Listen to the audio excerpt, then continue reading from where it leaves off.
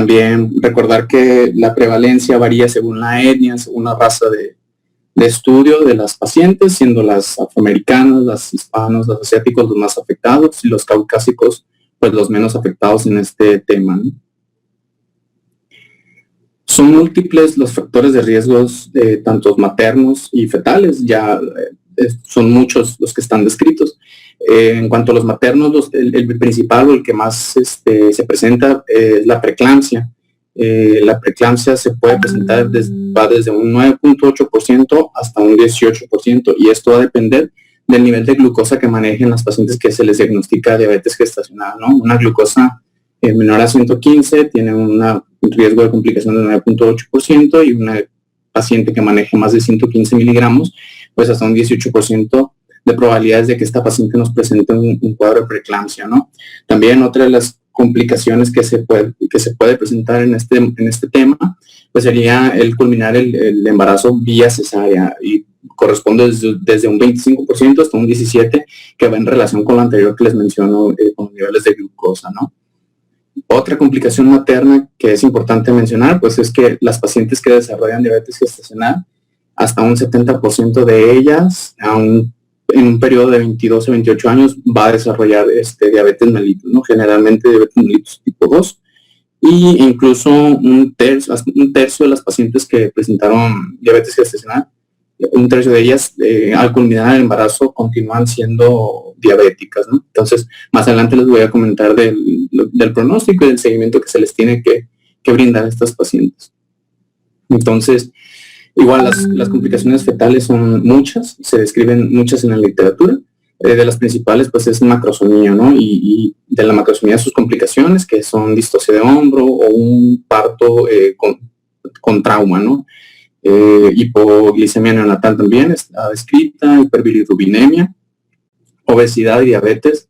En la vida adulta también es otra de las situaciones que está muy bien descrita en la literatura, de los bebés macrosómicos, ¿no?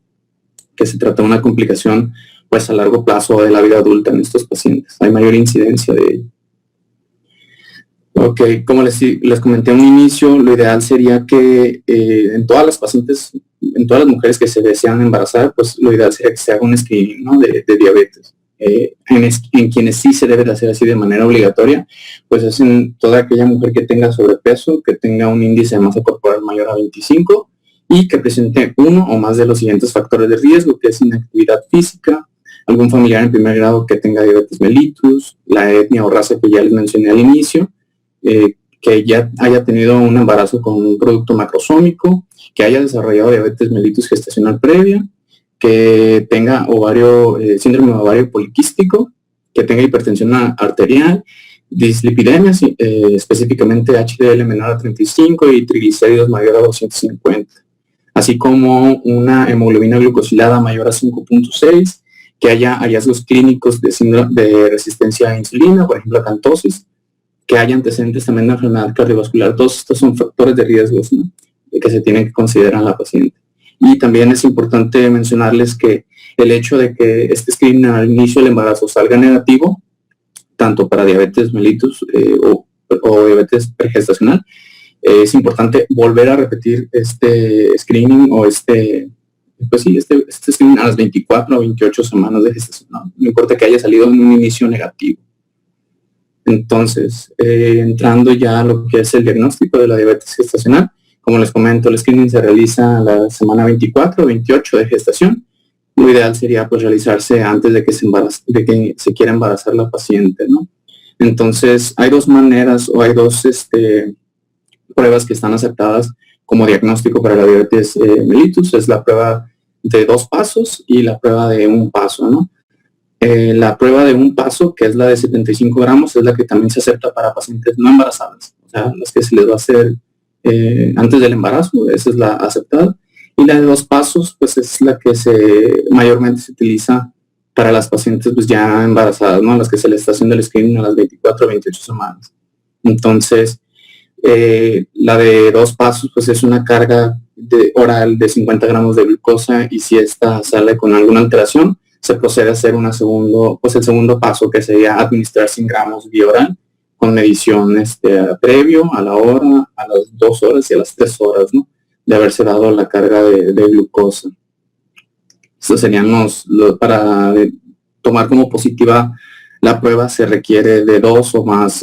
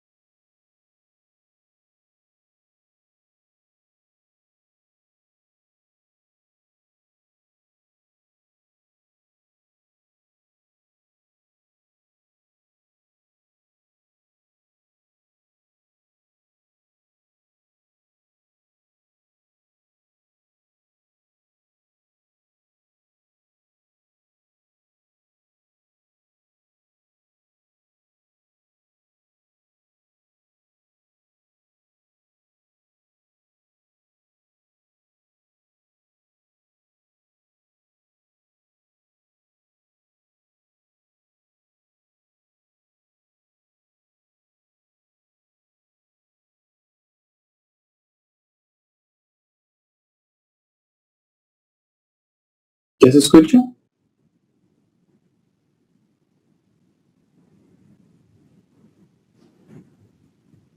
¿Ya? Ok. Entonces me dice Vidal que se dejó de escuchar desde que les comentaba desde aquí, ¿no? Desde la carga de cómo hacer el diagnóstico screening. Okay. Perdón. Bueno, les comentaba que había dos maneras de hacer el diagnóstico o dos pruebas aceptadas, la de un paso y la de dos pasos. La de un paso es aquella carga con 75 gramos, medición previo a la hora y a las 2 horas. Y la de dos pasos es la que se realiza con 50 gramos. Si a la medición a la hora sale alterado, pues se decide realizar el segundo paso, que es administrar los 100 gramos vía oral. Estos son los parámetros que se establecen según la ACO, mayor a 95, 180, a 155 y a 140, según sea previo a la carga, a la hora, a las 2 o a las 3 horas. ¿No? Decía que no hay preferencia por alguna u otra, las dos están bien aceptadas, la de un paso con 75 gramos o la de dos pasos con 50 y si sale alterado después 100 gramos, ¿no? Este es en las de dos pasos, se dan 75 gramos, se realizan 3 mediciones, que es antes de la prueba, a la hora y a las 2 horas, ¿no? Y este es con una medida o más alterada, pues es diagnóstico, y en la previa en la de 100 gramos, se requieren 2 mediciones alteradas para llegar al diagnóstico, ¿no? Entonces, vamos a entrar a lo que es el tratamiento. Los beneficios están claros, ¿no? De iniciar un tratamiento o de tratar a una paciente con diabetes gestacional, menor muerte perinatal, reducción de las complicaciones que ya les mencioné al inicio, y por reducción de la preeclampsia, ¿no? En cuanto a la mamá. Antes de meterme en el tratamiento, les quiero mencionar rápidamente el monitoreo, que no hay una evidencia clara de cuántas veces la paciente tiene que monitorizarse su glucosa, ¿no? Pero ACOG por lo menos recomienda 4 veces y que sea después de cada comida, ¿no?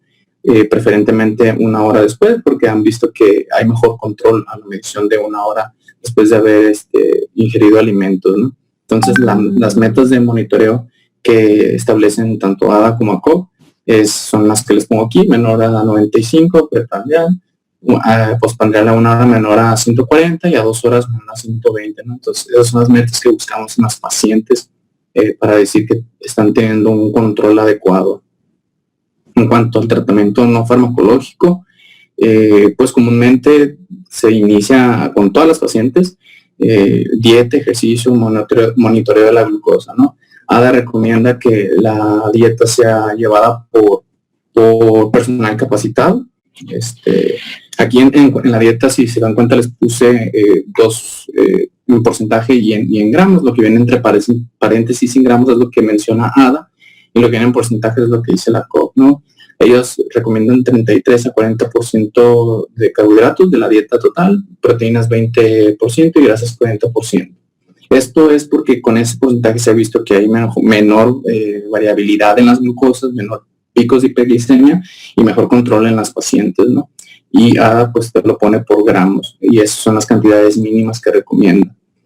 También la manera en cómo alimentarse, recomiendan que sean 3 comidas con 2 snacks, y de preferencia todo el porcentaje o el total de carbohidratos vaya dividido en cada comida, snack, y así, para evitar picos de hiperglicemia y también evitar que la paciente haga hipoglicemias, ¿no?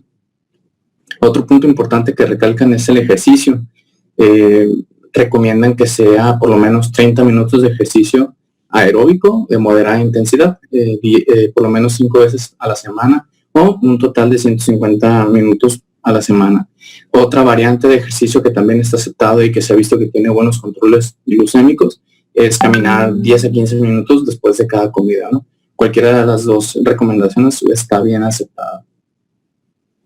En cuanto al tratamiento farmacológico, pues se va a indicar cuando sea insuficiente todo lo anterior que les comento, no se logra un adecuado control, es cuando se va a decidir iniciar un tratamiento farmacológico. Y históricamente y por elección se ha optado por la insulina. Se ha considerado como la terapia estándar para el manejo de la diabetes mellitus gestacional. No cruza la barrera placentaria y pues se decide iniciar cuando estamos fuera de los rangos que ya les dije, ¿no? Mayor a 95 antes de los alimentos, preprandial a 1 hora mayor a 140 o a 2 horas mayor a 120 miligramos, ¿no? Y la dosis recomendada para iniciar va desde 0.7 a 1 unidad por kilo de peso al día.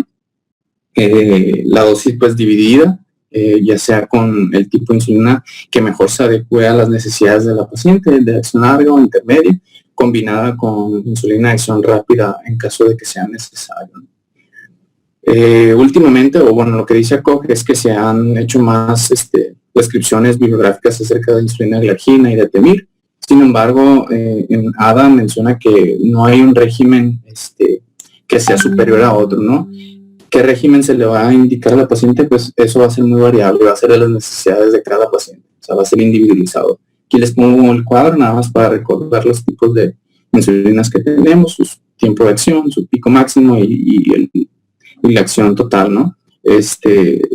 Cuando se van a utilizar insulinas de acción rápida, pues se prefieren que sean aspart listo sobre la insulina regular, eso por su pico de acción, ¿no? Entonces, como les comento, el elegir la insulina pues va a depender de cada paciente. Un ejemplo que te ponen es una paciente que tiene únicamente un descontrol aislado nocturno, a lo mejor ella se beneficiaría de una insulina, por ejemplo, en EPH, ¿no? Con 2 dosis.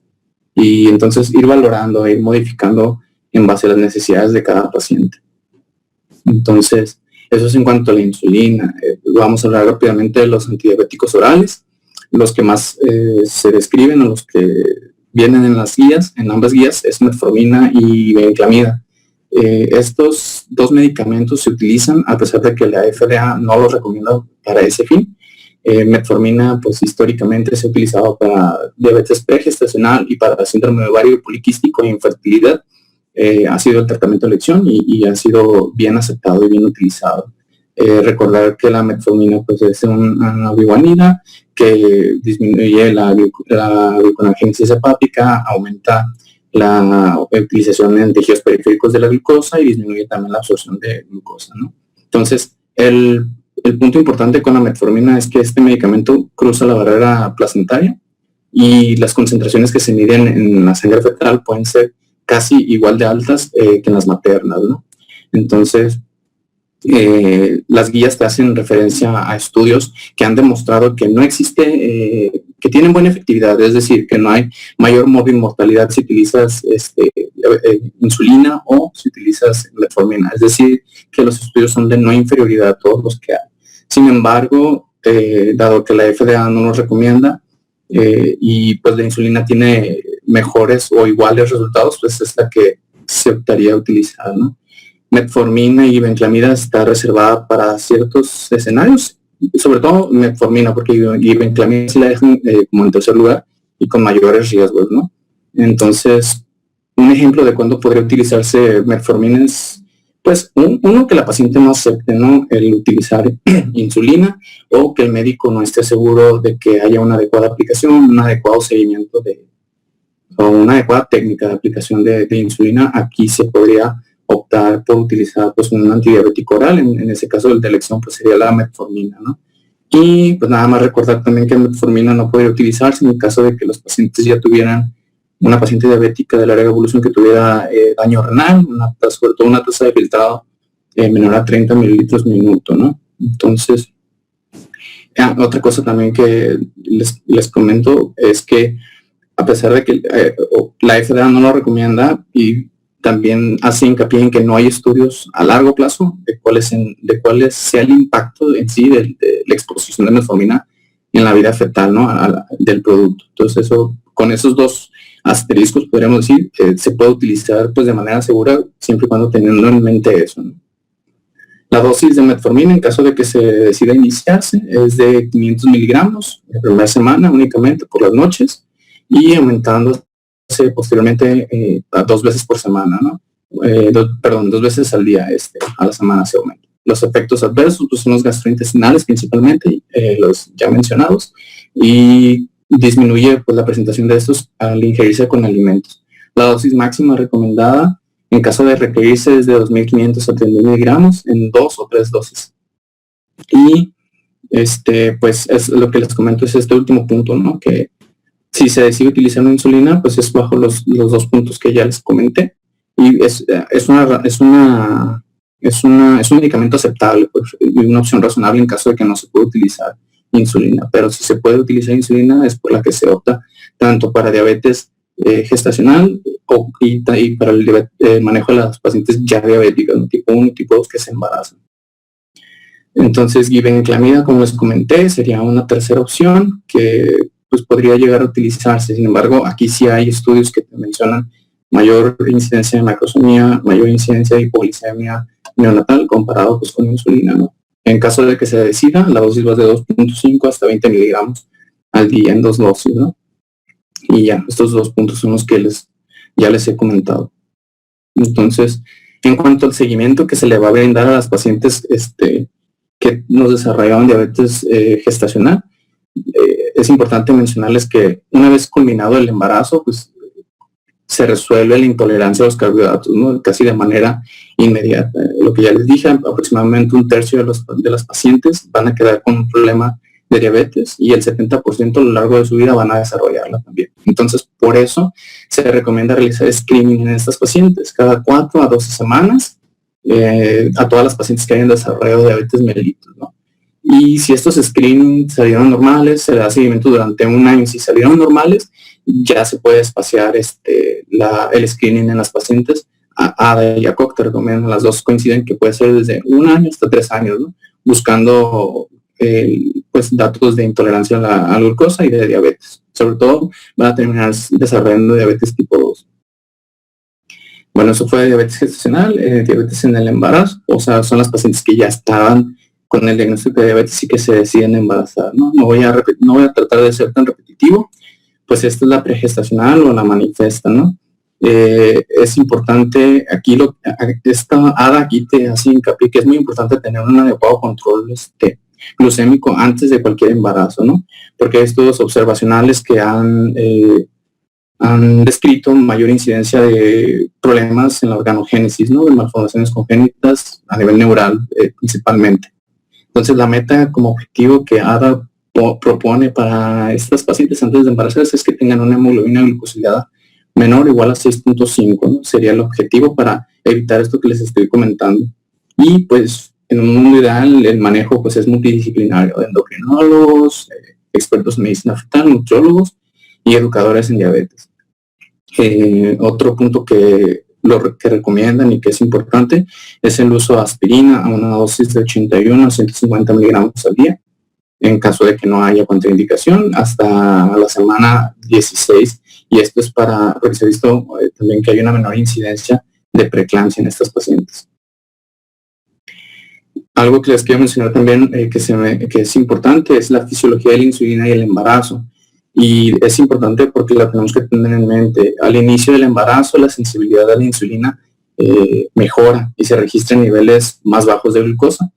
Esto es importante, por ejemplo, en las pacientes tipo 1, porque van a necesitar una menor dosis y van a tener un mayor riesgo de presentar hipoglicemias, ¿no? Y tener en mente que esta sensibilidad aumentada se va a revertir y se revierte alrededor de la semana 16, durante el segundo trimestre y al principio del tercer trimestre. Aquí sucede lo contrario y las necesidades de insulina basal van a tener que aumentarse incluso hasta 2 a 3 veces de lo que normalmente se utilizaba. Entonces, tener en mente estas dos situaciones es importante y más adelante creo que les comento, también al resolverse o al terminar el embarazo, vuelve a su estado basal la paciente. Entonces, ahí también se tiene que realizar un ajuste, ¿no? Entonces, en cuanto a los métodos de glucosa en la paciente que se quiere embarazar o que se embarazó, son las mismas, no cambian con la de la diabetes gestacional, menor a 95 antes del alimento, menor a 140 después de 1 hora de los alimentos y menor a 120 después de 2 horas, ¿no? La meta de hemoglobina glucosilada, aquí sí la mencionan, es menor a 6%, pero también haciendo mencionando esto que es importante, que las pacientes, sobre todo las pacientes diabéticas tipo 1, ¿no? Que ya tienen un poco ya tienen tiempo de evolución con la enfermedad e incluso algunas ya pueden llegar a tener daño microvascular, ¿no? Entonces, estos pacientes, y sobre todo si ya te han presentado cuadros de hipoglicemia, tienes que ser un poco más laxo en cuanto a su control y ser un poquito más previsible. Entonces, aquí la meta para ellas sería menor al 7%, ¿no? Porque a veces difícil, sobre todo les digo, con las tipo 1 y es peligroso también para ellas quererlas llevar o ser tan estrictos en cuanto a las metas, ¿no?, que están establecidas. Entonces, en ellas, pues, teniendo eso en mente, sí tiene que tener un poco de atención en ese aspecto. En cuanto al manejo de la diabetes preexistente, pues como les comenté, la insulina es la preferida tanto en el tipo 1, en el tipo 2 y en la gestacional. Y por la fisiología que les he ido diciendo, pues es necesario realizar múltiples ajustes en la insulina. El manejo de preferencia, si se puede, que tiene que ser multidisciplinario. Y lo que ya les había dicho, no hay, en una revisión Cochrane se encontró que pues, no hay ningún régimen, algún régimen específico de insulina que sea superior a otro, ¿no? Y eso pues se va a realizar conforme a las necesidades de la paciente, el tipo de insulina y el ajuste que se vayan realizando, ¿no? En cuanto, hablando específicamente de las pacientes con diabetes mellitus tipo 1, pues son las que mayor riesgo de hipoglicemia presentan, por lo que les comenté, de la mayor sensibilidad a la insulina, sobre todo en el primer trimestre, y aquí por eso es importante educar a la paciente y a sus familiares más cercanos de los síntomas y tratar de identificar pues a cualquier evento de hipoglicemia, ¿no?, y revertirse. También comentar que el embarazo es un estado cetóxico y también se hace la recomendación de brindar material para que la paciente pueda identificar cetóácidos y tomar medidas preventivas en caso de que sí se vayan presentando, ¿no? Y en caso de que una mujer embarazada pues desarrolle cetoacidosis diabética, digo, no vamos a entrar en el tema de cetoacidosis diabética, pero comentan que si es en caso de que la paciente no pueda recibir alimento, pues tiene que recibir detox con insulina, y esto es para cubrir las demandas fetales de carbohidratos y tratar de romper el estado cetóxico en que se encuentran los pacientes, ¿no? Y en cuanto a la diabetes tipo 2, pues esta generalmente va a estar asociada a sobrepeso, ¿no? Las pacientes que ya tienen un sobrepeso, la ganancia ponderal que se recomienda como máxima sería entre 15 y 25 libras durante el embarazo, y aquellas pacientes que tienen obesidad mórbida, pues de 10 a 20 libras, ¿no? El control glucémico en las pacientes con diabetes tipo 2, pues a veces es más fácil que el de una paciente diabética tipo 1, pero la cantidad de insulina que se requiere a veces es mayor en las tipo 2, ¿no? Y aquí donde dice ajustar dosis en el posparto, o sea, es lo que les comento de cuando concluye el embarazo, antes de la semana, a los días de haber concluido, pues ya no estar la placenta y ya no producirse todas las hormonas que produce, que son que nos pueden provocar resistencia a la insulina y a intolerancia a la glucosa, pues vuelva como a un estado basal, ¿no? Entonces hay estudios que te recomiendan reducir así de manera inmediata en el posparto un 30% la cantidad de glucosa que le estás dando. Y a la semana y 2 semanas, la gran mayoría de las pacientes regresan a la insulina basal, por así decirlo, que ellas utilizaban antes de embarazarse. Y comentarles que en cuanto a la lactancia, lo único que menciona la ADA en cuanto a la lactancia es que debemos que tener atención en las pacientes, sobre todo diabéticas tipo 1, que puede llegarles les puede provocar cuadros de hipoglicemia, sobre todo nocturnos. Entonces, valorar y hacerle hincapié a las pacientes, llevar un monitoreo en ese contexto, ¿no? Y sería todo, de parte. No sé si tengan algún comentario.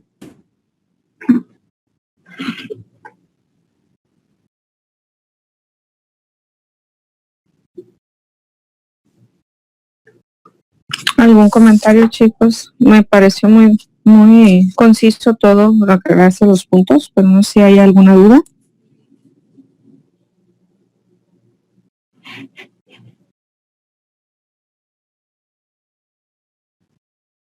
Sí, bueno. Sí, Soy Espinosa. Pues es un tema bien extenso y creo que hay muchas aristas ahí que podrían tomarse, pero nada más mencionar, porque me da mucho la atención, estuve leyendo acerca del uso de la bomba de la insulina en las pacientes embarazadas con difícil control glicémico. Realmente las guías no lo recomiendan porque pues es costosa, requiere un monitoreo más estrecho, que los pacientes tengan mucha habilidad en el conteo de carbohidratos, etcétera, pero hay estudios que han evaluado acerca de las complicaciones posteriores, durante y posteriores del embarazo, y pues sí les va bastante mejor. Claro, tienen más probabilidad de hacer hipoglicemias y requiere un poco más de apego por parte del tratante y del paciente, pero en términos generales a veces les puede ir mejor en resultados de fetales como maternos a las pacientes que lleguen a usar y que tengan disponibilidad de la bomba de insulina, obviamente siempre y cuando se tenga cierta experiencia a través de ese manejo, ¿no? Y la otra que iba a mencionar es sobre la hemoglobina glicada. Pues también hay mucha literatura que dice que no la utilicemos tanto en las embarazadas, pero ya hay laboratorios que incluso te lo estadifican de acuerdo al trimestre, porque se debe de ajustar de acuerdo al trimestre del embarazo por los cambios fisiológicos que tiene que ver con la hemoglobina que pues ya hemos visto. Pero aunque las guías así no manejan como un valor tan importante, sí puede ser de gran utilidad, sobre todo en pacientes que no tienen muestras en ayuno adecuadas o que en el seguimiento posterior no se hacen los tests de tolerancia oral a la glucosa de forma adecuada, que es una de las debilidades a veces del obstetra, no dar seguimiento posterior a las pacientes, que lo ideal sería a 6 semanas, ¿no? Y esto.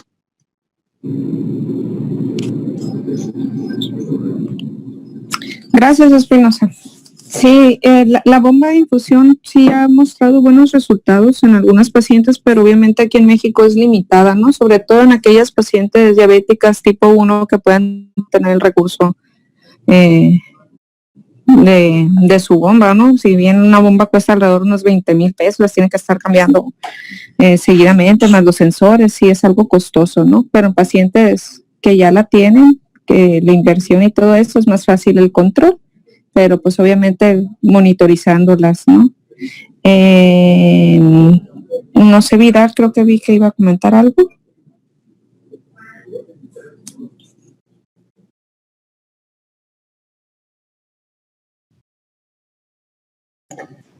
Sí, hola, nada más, duda en cuál es la dosis de inicio de insulina. Los europeos son como que un poquito más conservadores en la dosis de inicio y los gringos como que se van un poquito más arriba. No sé cuál es la que usted recomienda, doctor, en embarazadas. Y si es en base al peso pregestacional o al peso gestacional. No es por darte la desear, pero no te la desear para que una vergüenza de 4 y medio.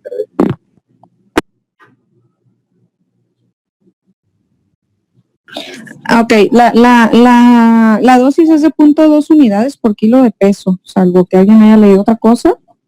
Es de acuerdo al peso actual de la paciente, no se ajusta ni nada. Y obviamente, pues dependiendo, se fracciona igualmente, se le indica la dieta igualmente a la paciente.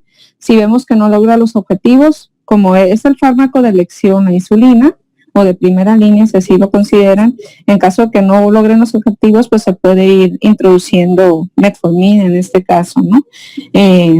Si tiene algunas datos de resistencia, obesidad, etcétera, podría coadyuvarse al tratamiento, pero se inicia a 0.2 unidades por kilo peso.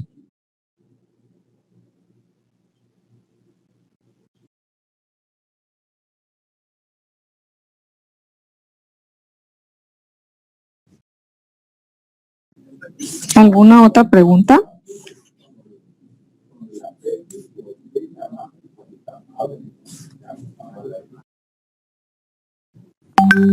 Queda claro la cuestión de cómo diferenciarlo si algún paciente presenta alteraciones, alguna paciente presenta alteraciones de su glucosa antes de la semana 24, pues es probable que esa paciente tenga o curse con una diabetes preexistente, ¿no? Al embarazo y no cumpla con criterios de diabetes gestacional, pero igualmente se tienen que tratar, ¿no?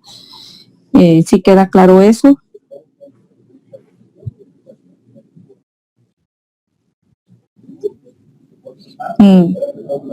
Bueno, yo creo que aquí lo más importante del tema es saber los screenings, porque muchas veces se las van a enviar de gineco porque puede cumplir con criterios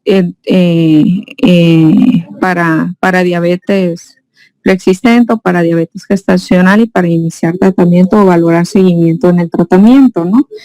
Entonces es muy importante también considerar que estos pacientes la mayoría de las veces no van a venir con solo la comorbilidad, otras veces pueden tener otro componente agregado, un componente de hipertensión, lo que incrementa más el riesgo obstétrico, ¿no? La dieta, como ya lo mencionaron, es muy importante que sea una dieta entre 25 y 30 kilocalorías al día, con 30% carbohidratos, proteínas moderadas. Es muy importante que sean quintos, ¿no? Esa orientación es vital para la paciente, mandarla a nutrición. En el seguimiento clínico, pues estarla monitorizando, decirle cuáles son los objetivos del tratamiento, estarla monitorizando por lo menos cada 2 o 3 meses, en cada trimestre después del diagnóstico, citarlas, ¿no? Cada 2 meses o antes, ¿no? Para darle seguimiento al control médico de su diabetes. El ejercicio, como ya lo mencionó, también es otra parte muy importante. Y sobre todo el seguimiento después del parto. Sí, creo que sí mencionó que Eduardo, que estos pacientes después del posparto, pues al mes o hasta las 12 semanas siguientes hay que darle seguimiento con una prueba de tolerancia o hacer una curva con 75 gramos para ver si esta paciente pues va a quedar con o sin tratamiento, ¿no? Es posible que después del parto puedan desarrollar diabetes estos pacientes, entonces es muy importante definir después de la interrupción del embarazo si esta paciente va a continuar o no y con qué tratamiento, ¿no? Eso nada más sería lo que yo pudiera agregar. No sé si hay alguna otra duda.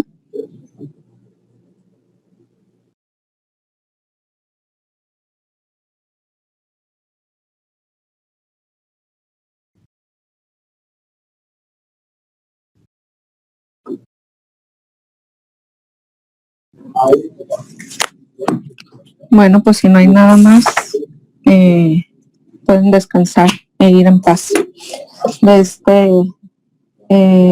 Seguimos el lunes. ¿Qué tema es? Porque vamos a ir un día atrasado, pero lo recuperaremos el miércoles. El miércoles, sí, ¿verdad? El miércoles no tenemos agenda, lo recuperamos el miércoles el tema que está pendiente. ¿Con qué es lo que sigue? Guzmán, yo nunca lo pongo. Cardiopatía, sí. Cardiopatía y embarazo, perfecto. Entonces lo vemos el lunes. ¿Sale? Ok, bueno, pues muchas gracias. Ahí les encargo. Okay.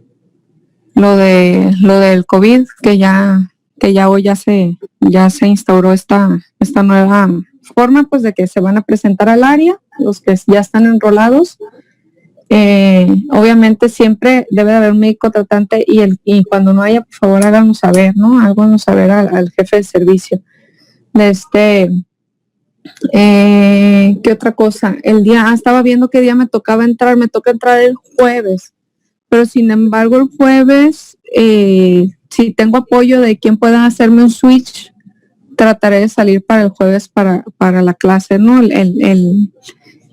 La semana, la hora que entré el día 7, no tuve chance de salirme antes, se me olvidó decirles que iba a estar en el área, pero ya para organizaros y no perder otra clase, ¿sale?